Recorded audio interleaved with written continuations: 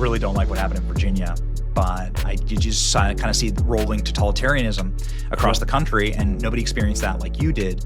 And the SPLC had a part in it, Exactly. right? You made a meme, and then the Biden administration wanted to put you in jail for the rest of your life because you made a meme. Exactly. How did the SPLC interplay with that? So everybody knows that the Biden DOJ came after me for posting funny memes that were completely innocent, saying that Hillary Clinton supporters could text their vote. But what most people don't know is that the SPLC played a role in my trial and even trying to interfere with the trial. Yeah, there's the meme with in the upper right hand corner, the government exhibit number on it, which is kind of a nice souvenir.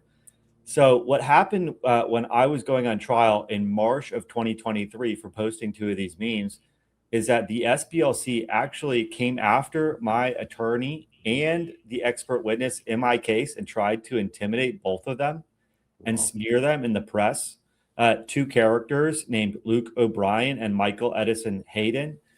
So what they did was we had an expert witness lined up, George Hawley, who is a very mainstream, respectable scholar from the University of Alabama.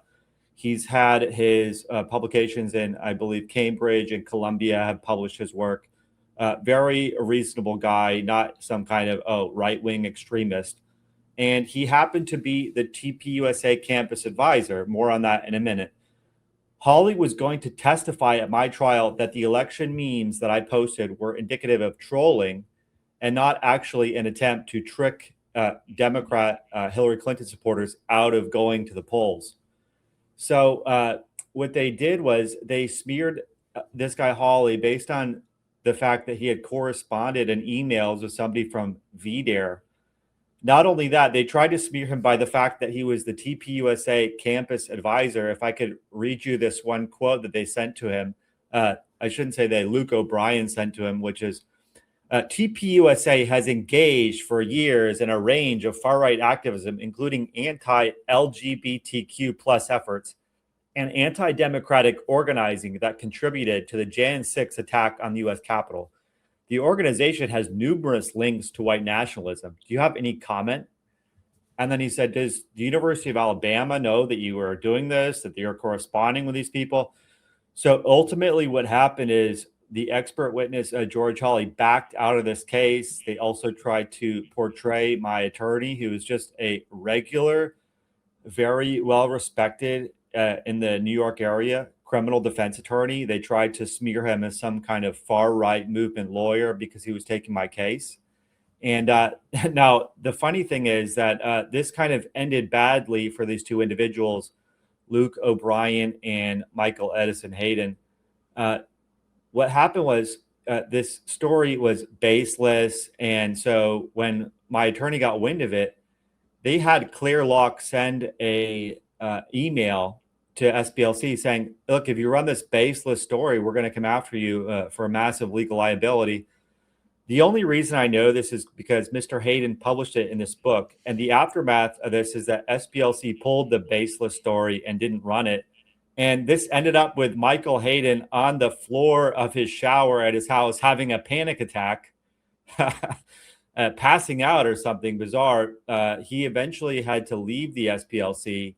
And Luke O'Brien, who was a freelancer, he was angling for a full-time role at the SPLC, actually had to, he was never offered a role at the SPLC after this. So this ended badly for them. As your readers, your viewers probably know, I won the case against the federal government, but in a way, I guess we won it against the SPLC too. So I was very heartened by this indictment that came down from President Trump and Todd Blanche. And on day one, President Trump signed an executive order ordering the DOJ to end the weaponization of government and investigate the weaponization of government. So I think that we're seeing the fruits of that play out. I would caution the black pillars to take heart here. We are seeing that things are coming down the pike.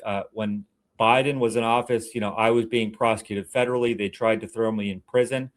And now we're starting to see little things trickle out, the fruits of some of these investigations that take months or years to fully develop.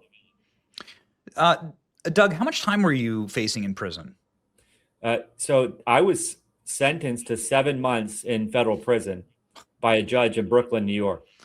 For a meme, for a meme, for an obvious parody meme. By the way, which has been redone countless times by leftists, right? Yes, absolutely. A famous comedian by the name of Christina Wong made the same joke, and people have made this joke for years, decades. Oh, Democrats vote on Wednesday, Republicans vote on Tuesday. This kind of joke. Yeah. Could you zoom out? Because I know you got very granular there as to how the SPLC attacked specifically you. Could you zoom out to the ecosystem of the SPLC? They put Charlie Kirk on a hate map. 4 months later, Charlie Kirk is murdered. Charlie Kirk went on one of his last times on national TV, live in person with Laura Ingraham, talking about the SPLC and how dangerous it is to conflate TPUSA with the KKK. Little did I think Charlie even know at the time that they were funding both sides of that.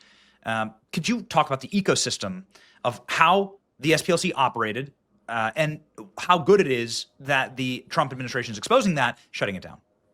Absolutely. Yeah, this goes back years. The SPLC, I believe, played a role in a gentleman shooting up Focus on the Family 10 years ago or so. When Family Research Council. Exactly. The Family Research Council, they put a bullseye on them because they were anti-abortion. So just for being pro-life, the SPLC is going to call you a right-wing extremist. And I think that what their specialty is and was for all these years is taking basically normal people like George Hawley or the Family Research Council and then putting them up next to these Klan mask-wearing people or people running around the country with swastikas. Well, it comes to find out these more extreme organizations, the leaders of these very small organizations were being funded by the SPLC. So then you get these images of these individuals going around the country. Well, where did they get the money? They're not made of money. They don't have lucrative careers, but apparently they have enough money to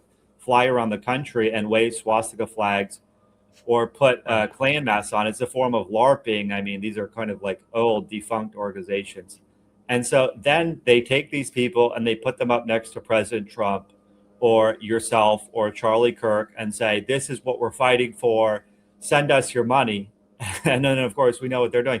So they used to have this intelligence wing, which got shut down, obviously, because of probably these investigations, where, they would go around paying people to do all this stuff. And then things like this would happen. Charlottesville, going back a few years, where a number of right-wing protesters who were among them were mixed in some of these not neo-Nazis or KKK members, but some of these people were just regular people trying to protest the statue.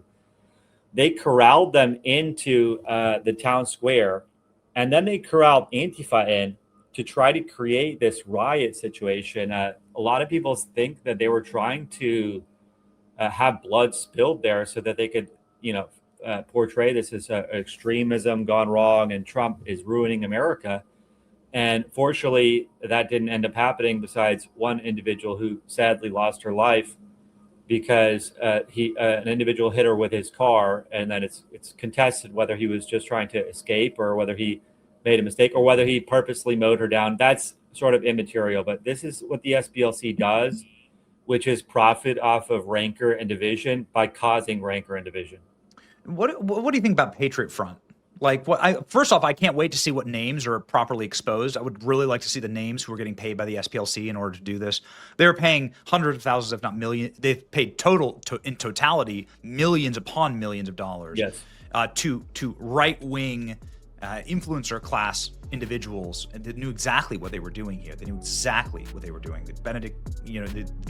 They were assisting the SPLC in creating these narratives against their own side. It's totally evil. I hope those people are exposed.